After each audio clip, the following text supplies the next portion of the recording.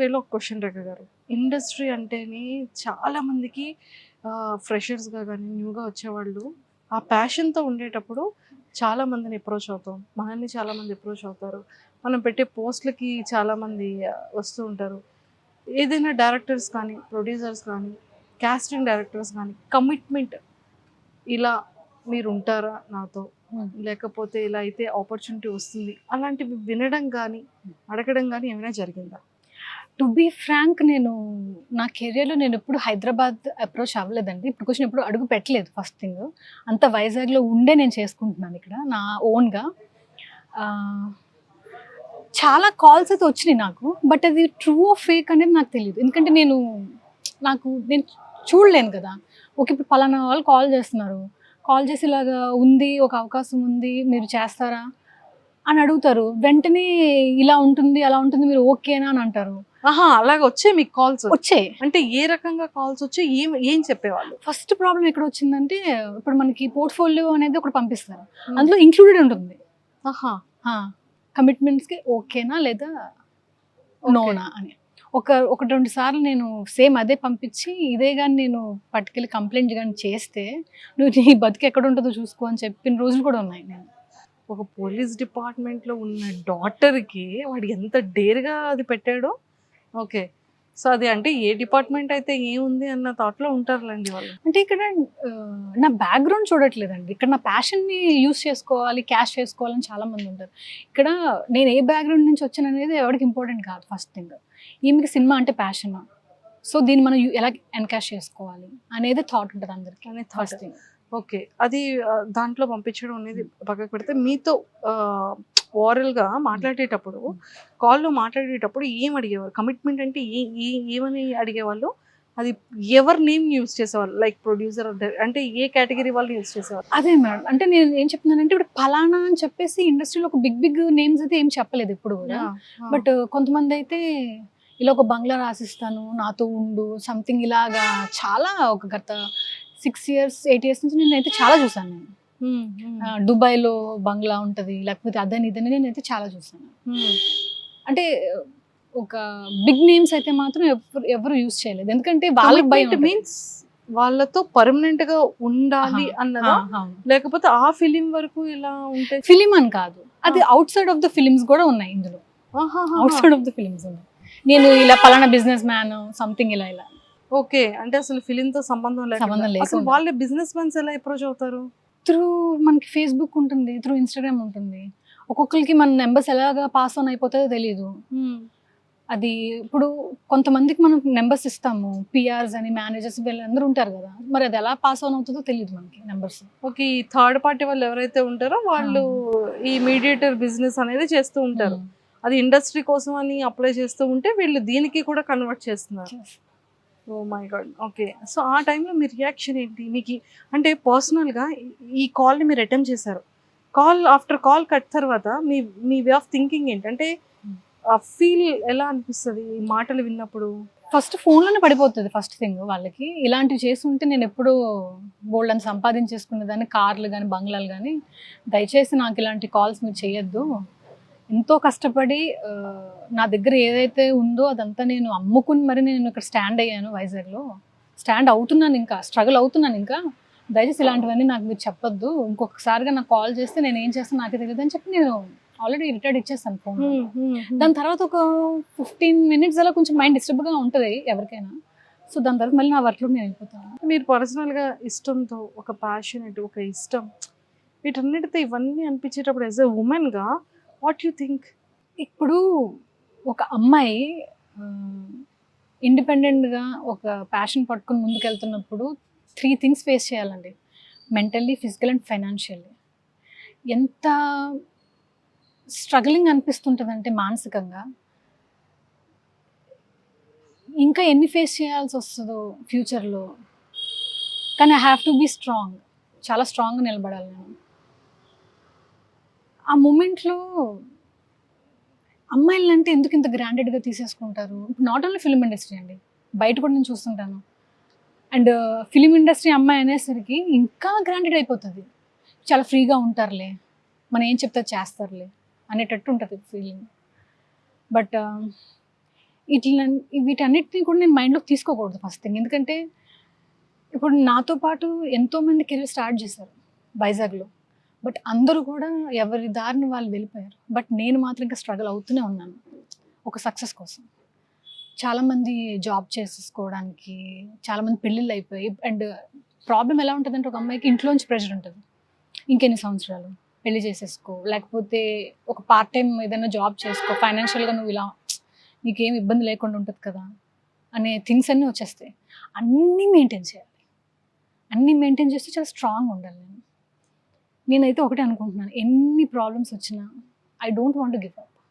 ఎందుకంటే ఒక హీరోయిన్ అవ్వాలంటే ఒక యాటిట్యూడ్ చాలా ఇంపార్టెంట్. నా ఫిజిక్ నేను మెయింటైన్ చేసుకోవాలి, నా డైట్ నేను మెయింటైన్ చేసుకోవాలి. ఇంత చేసుకుంటూ ఉన్నప్పుడు, ఇంత ప్యాషన్తో ఉన్నప్పుడు నేను ఎందుకు వెనక్కి వెళ్ళిపోవాలి? ఇప్పుడు నేను ఏదో డెసిషన్ తీసుకోవాలనుకుంటున్నాను. ఇప్పుడు సినిమాలంటే అందరూ అనుకుంటారు ఒక ₹1 కోటి, 2 కోట్లు, 3 కోట్లు, 10 కోట్లు, 50 కోట్లు, అన్ని బడ్జెట్స్ అలాగే ఉన్నాయి కదా. నాకు ఒక 20 lakhs చాలు. ఎందుకంటే నాకు స్టూడియో ఉంది, dubbing, editing, complete post production నేను చేసుకోగలను. కెమెరామెన్స్ ఉన్నారు, నాకు స్టాఫ్ ఉన్నారు. ఒక 20 lakhs పెట్టి నేను చేసుకోగలను. ఒక సక్సెస్ మ్యాటర్స్ ఇక్కడ అంతే. మేబీ ఒక 1% లక్ అనేది నాకు ఏమైనా ల్యాక్ అవుతుందేమో అనేది చూసుకుంటున్నాను నేను. సో నెక్స్ట్ ఏ ప్రాజెక్ట్ ఎలా చేయాలి అనేది కూడా నేను అన్నీ చూసుకుంటున్నాను. ఇప్పుడు ఎవరైనా ప్రొడ్యూసర్ అనే పర్సన్ రాకపోతే నాకున్న దాంట్లో నేను ఏదో ఒకటి అమ్మేసి మళ్ళీ నేను ఏదైనా ఒక సినిమా తీసుకోవాలనే థాట్లో ఉన్నాను నేను. మళ్ళీ అవసరమైతే సామి సాంగ్కి 2 గాజులు అమ్మేసి ఎలా చేసుకున్నాను, ఈసారి అంత అవసరమైతే కిడ్నీ అని అమ్మేసి ఒక సినిమా చేసుకోవాలనే థాట్లో ఉన్నాను అనమాట నేను. ఇంత పెద్ద మాట అన్నారేంటి రేఖ గారు? అంటే ఆ స్ట్రగుల్ అలా ఉంటుంది మైండ్లో. ఆ పెయిన్ కనిపిస్తుంది, అంటే ప్యాషనేట్లో పెయిన్ కనబడుతుంది క్లియర్గా. సో మీరు బిగ్ బాస్కి కూడా ట్రై చేస్తున్నారు 2-3 years నుంచి అనేది వినడం జరిగింది. 4 years నుంచి ట్రై చేస్తున్నాను. 4 years నుంచి. ఇష్టమా బిగ్ బాస్ అంటే? అంటే రికగ్నైజేషన్ నాకు కావాలి అనే ప్లాన్స్లో బిగ్ బాస్ ఒకటి ఫస్ట్ థింగ్. 4 years ట్రై చేస్తున్నాను. లాస్ట్ ఇయర్ నేను ఆల్రెడీ ఇంటర్వ్యూస్ కూడా వెళ్ళాను. 2 times ఇంటర్వ్యూ చేశారు. లాస్ట్ 1 weekలో మరి ఏం జరిగిందో తెలియదు నాకు కూడా. అసలు మరి వాళ్ళ క్యాలిక్యులేషన్స్ ఏంటో, పోనీ వాళ్ళ క్యాలిక్యులేషన్స్ ఏంటో తెలిస్తే పోనీ నేను ఏదన్నా ఎలాగా నన్ను నేను ప్రమోట్ చేసుకోవాలని నాకు తెలుస్తుంది. అండ్ ఇంకో థింగ్ ఏంటంటే చూస్తే వీళ్ళని ఎప్పుడు చూడలేదు అనే కంటెస్టెంట్లు ఉంటారు లోపల. నేను అప్రోచ్ అవుతుంటే ఏం సమాధానం చెప్తారు ఏంటో వాళ్ళకి అర్థం కాదు ఫస్ట్ థింగ్. బిగ్ బాస్లోకి వచ్చిన తర్వాత వీళ్ళు ఎవరబ్బా, వీళ్ళు అసలు ఎందుకు వచ్చారు బిగ్ బాస్లోకి, అసలు ఎలాంటి పారామీటర్లో వచ్చారు అనేది నాకు అర్థం కాలేదు నాకు కూడా. అండ్ రీసెంట్గా నేను వింటుంది ఏంటంటే బాగా ఫేమస్ అయి ఉండాలి బిగ్ బాస్లోకి రావడానికి. గత సీజన్స్ నుంచి చూస్తుంటే చాలామంది అసలు కొంతమంది నేను ఎప్పుడు చూడలేదు కూడా. జనాలు కూడా తెలియని వాళ్ళు కూడా చాలా మంది బిగ్ బాస్కి వచ్చాక వీళ్ళు ఎవరైనా గూగుల్లో సెర్చ్ చేసుకునే వాళ్ళు. చాలా మంది బిగ్ బాస్కి వచ్చిన తర్వాత దాన్ని యూస్ చేసుకోవడం కూడా లేదు. ఒక ఆపర్చునిటీని తెచ్చుకోవడానికి కూడా వాళ్ళు యూస్ చేసుకోవడం లేదు. సో నాకు ఒక్క అవకాశం వచ్చుంటే నేను ఎంత బాగా యూస్ చేసుకునేదాన్నో అని చాలా బాధగా ఉంటుంది. బట్ ఏం చేయలేము.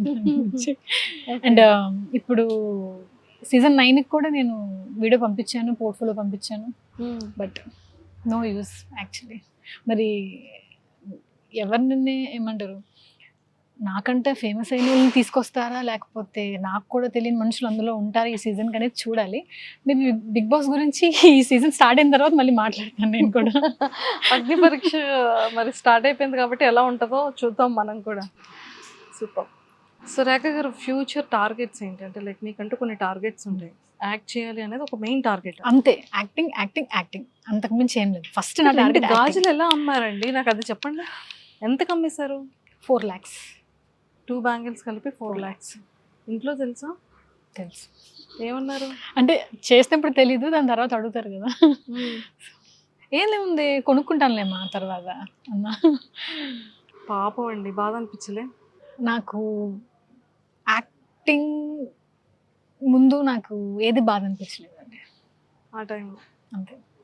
ఆ టైం అనే కాదు, ఎప్పటికైనా ఫ్యూచర్లో అయినా సరే నేను యాక్ట్ చేయాలి. ఇప్పుడు నా దగ్గర డబ్బులు లేవు, సో అప్పుడు నా ఎదురుగా ఏ సోర్స్ ఉంటుంది, నా ఫోన్ అని అమ్మేస్తాను, లేకపోతే ఏదైనా ప్రాపర్టీని అమ్మేస్తాను, అమ్మేసిన షూట్ కంప్లీట్ బాబోయ్ అంకుల్ అంటే అర్జెంట్ ఇప్పుడు పేరు మీద ఏమైనా ప్రాపర్టీస్ ఉంటే ముందు అర్జెంట్ మీ పేరు మీద షిఫ్ట్ చేసుకోండి. ఇక్కడ ఏమైనా ఉంచారా? ఉంచారు. అమ్మ ముందు అర్జెంట్ గా ఫస్ట్ అది ఎవరికో వాళ్ళకి అంటే బాధ ఎలా ఉంటుందంటే మేడం, ఇప్పుడు సుహాస్ గారు ఉన్నారు హీరో, ఆయన పక్కన కూడా తెలుగు అమ్మాయి ఉంటుంది హీరోయిన్. కిరణ్ అబ్బవరం గారు ఉన్నారు, అండ్ ఎంతో కష్టపడి హీరోలు అయిన వాళ్ళు చాలా మంది ఉన్నారు, నాని గారు ఉన్నారు. వీళ్ళందరి సినిమాల్లో తెలుగు అమ్మాయి తప్ప అందరూ అవుట్ సైడర్సే ఉంటారు. అసలు నాకు అనిపిస్తుంది ఎందుకు ఎవరు క్వశ్చన్ ఎందుకు చేయట్లేదు. ఇప్పుడు గత కొన్ని సంవత్సరాలుగా వెబ్ సిరీస్ కానీ సినిమాలు కానీ మనం చూస్తున్నాం. ఒక 10 సినిమాలు 20 సినిమాలు రిలీజ్ అవుతాయి, ప్రతి దాంట్లోని వేరే లాంగ్వేజ్ అమ్మాయి. ఇప్పుడు తమిళ్ తీసుకోండి, 10 సినిమాలు రిలీజ్ అవుతుంది, 10 సినిమాలు తెలుగు అమ్మాయిలు హీరోయిన్లు. కన్నడ సినిమా తీసుకోండి, కన్నడ సినిమాలో అందరూ కూడా కన్నడ అమ్మాయిలే. మాట్లాడితే మార్కెట్ అంటారు, నాకు అర్థం కాదు. ఇప్పుడు కేజీఎఫ్ సినిమాలో ఏం మార్కెట్ ఉందని శ్రీనిధి శెట్టిని తీసుకున్నారు, ఆమెకి మార్కెట్ లేదుగా ముందు, మరి సినిమా హిట్ అవ్వలేదా? అయ్యింది కదా. కాంతారా మరి ఆ అమ్మాయి కూడా కన్నడ అమ్మాయి తీసుకున్నారు, హిట్ అవ్వలేదా? అసలు వీళ్ళు క్యాలిక్యులేషన్స్ ఏంటో నాకు అసలు ఏం అర్థమే కావట్లేదు. ఆ బాధ ఉంది చూసారు లోపల, ఏం చేసైనా నన్ను నేను నిరూపించుకోవాలంటే ఏదో అమ్మేయాలి ఇప్పుడు నాకున్న సోర్స్, అంతే. అలాగే కష్టపడుతుంది. ఇష్టం ఉంది, ప్యాషన్. యాక్టింగ్ నేర్చుకున్నారా? లేదు. విత్ ఇన్ ద వచ్చేసింది అంతే. అంతే. సూపర్. కానీ మీ ప్యాషనేట్కి మాత్రం నా హార్ట్ ఇలా మెల్ట్ అయిపోయింది. మీ హార్ట్ మెల్ట్ అయినట్టు కొంచెం తెలుగు ఇండస్ట్రీలోని డైరెక్టర్స్ హార్ట్ కూడా మెల్ట్ అయితే తెలుగు అమ్మాయిలకి ఒక అవకాశం ఇవ్వాలని మనస్ఫూర్తిగా కోరుకుంటున్నానండి. నేనేమి అవుట్ సైడర్స్కి అవకాశాలు ఇవ్వద్దని చెప్పట్లేదు. ఇప్పుడు ఒక సినిమాలో 2 హీరోయిన్లు ఉంటారు, ఒక హీరోయిన్ వేరే లాంగ్వేజ్ పెట్టుకోండి, ఇంకొక అమ్మాయిని తెలుగు అమ్మాయిని పెట్టుకోండి. 50% రిజర్వేషన్ లాగా మాకు కూడా కొంచెం తెలుగు ఫిలిం ఇండస్ట్రీలో అవకాశం ఇస్తే మాకు కూడా బాగుంటుంది కదా. ఎందుకంటే ఇంత కష్టపడుతున్నాము, మేము కూడా అదర్ లాంగ్వేజ్ వాళ్ళకి తక్కువ కాదు కదా, మేము మెయింటైన్ చేస్తున్నాము, మేము బ్యూటిఫుల్గా ఉంటాం. సో ఇది ఒక రిక్వెస్ట్ మీ ఇంటర్వ్యూ ద్వారా తెలుగు ఇండస్ట్రీలోని డైరెక్టర్స్ అందరికీ తెలుగు అమ్మాయిలకి అవకాశం ఇవ్వమని మనస్ఫూర్తిగా కోరుకుంటున్నాను నేను. తప్పకుండా. ఇఫ్ ఇన్ కేస్ సీరియల్స్లో ఆపర్చునిటీస్ వచ్చినా, వెబ్ సిరీస్లో ఆపర్చునిటీస్ వచ్చినా చేస్తారా? చేస్తాను. ఏదైనా యాక్టింగ్ చేస్తే చాలు. అంటే అల్టిమేట్ గోల్ వచ్చేసి నా సిల్వర్ స్క్రీన్ మీద నేను హీరోయిన్గా చేయాలి. ఇప్పుడు చాలామంది నన్ను క్వశ్చన్ చేస్తారు, మీకు హీరోయిన్గా చేసే క్యాపబిలిటీ లేదు, హైట్ లేదు, వెయిట్ లేదు అంటారు. నాకు అర్థం కాదు. ఇప్పుడు అంటే ఒకరిని విమర్శించాలని కాదు, తెలుగులో చేస్తున్న హీరోయిన్స్ అందరూ హైట్లు ఎంతండి? 5'3", 5'4", 5'5" అంతే కదా ఉంటారు. ఇప్పుడు మీరు ఒక అవకాశం ఇస్తేనే కదా మమ్మల్ని మేము ప్రూవ్ చేసుకోవడానికి. అయినా ఇప్పుడు యాక్టింగ్ అనేది ఒక టాలెంట్, అది హైట్తో ఎలా మెజర్ చేస్తారు మీరు? ఇప్పుడు సమంత గారు ఉన్నారు, మహేష్ బాబు గారు పక్కన చేయలేదా? ఆమెను కూడా ఇలాగే అడిగారా, అసలు నువ్వు హీరోయిన్గా ఎలా అవుతావు, నువ్వు ఎలా చేస్తావు యాక్టింగ్ అంటే? అవకాశం ఇచ్చారు, నిరూపించుకున్నారు. అలాగే మాకు ఒక అవకాశం ఇస్తే మేము నిరూపించుకుంటాం. అంతేగాని నీ ఫేస్ ఏంటి, నీ ఫిజిక్ ఏంటి అని ఇలా బాడీ షేమింగ్ చేస్తే మరి మేమేం చేస్తాం? అసలు కొన్ని సినిమాల్లో అదర్ లాంగ్వేజ్ చూస్తే అసలు ఈ అమ్మాయి ఎలా తీసుకున్నారు హీరోయిన్గా అని అనిపిస్తూ ఉంటుంది. ఫేషియల్ ఫీచర్స్లో ఒక నోస్ కానీ ఐస్ కానీ ఏదో ఒక ఇది ఉండాలి. ఓకే, అమ్మాయిని చూస్తే అమ్మాయి కళ్ళు బాగున్నాయి, ముక్కు బాగుంది, మూతి బాగుంది అన్నట్టు. అదే థింగ్ తెలుగులో ఎందుకు అసలు ఈ అమ్మాయి మొహం బాగాలేదు, ఈ అమ్మాయి ఫిజిక్ బాగాలేదని మాట్లాడతారు? నా క్వశ్చన్ ఇదనమాట. ఇప్పుడు మీరు హైట్ బట్టి ఫిజిక్ బట్టి ఎలా మెజర్ చేస్తున్నారు మీరు? నీకు అంత సీన్ లేదు, నీకు పెద్ద పెద్ద హీరోల పక్కన అవకాశం వస్తే నువ్వు చేయగలవా, నువ్వు నిరూపించుకోగలవా అంటే ఒక అవకాశం ఇచ్చి చూడండి నిరూపించుకోవడానికి. కలర్ ఫోటో నిజంగానే చాందనీ చౌదరి గారు వైజాగ్ అమ్మాయి, తెలుగు అమ్మాయి, మంచిగా సినిమా హిట్ అయింది. సో అలాంటి ఆపర్చునిటీ ఇస్తే బాగుంటుంది అంటారు. ఆపర్చునిటీ ఇస్తాం. అసలు తెలుగు ఇండస్ట్రీలో ఎవరండి ఇప్పుడు తెలుగు అమ్మాయిలు ఉన్నారు? దీప్తి సునైనా ఉంది, దివి ఉంది, ఇప్పుడు మీరు చెప్పిన చాందనీ చౌదరి గారు ఉన్నారు. వీళ్ళందరూ ఏం చేస్తున్నారు? తెలుగు అమ్మాయిలే కదా వీళ్ళు, అందరూ ఇన్ఫ్లుయెన్సర్గా చేసుకుంటున్నారు. వీళ్ళకి ఇవ్వచ్చుగా అవకాశం. ఇప్పుడు దివి బ్యాక్ టు బ్యాక్ మంచి మంచి ఫిలిమ్స్ చేస్తుంది. మెయిన్ లీడ్గా ఎక్కడ ఇస్తున్నారు అవకాశం? మెయిన్ లీడ్గా. సెకండ్ హీరోయిన్, మన థర్డ్ హీరోయిన్ కన్నా ఇవ్వచ్చు కదా. సెకండ్, థర్డ్ ఒక్కొక్క సినిమాలో 4 ఉంటారు కదండి హీరోయిన్స్. అలా ఇచ్చినా పర్వాలేదు అంటారు. అలా ఇచ్చినా పర్వాలేదు కదా. కోరుకుందాం, గట్టిగా దేవుడిని అడిగేద్దాం.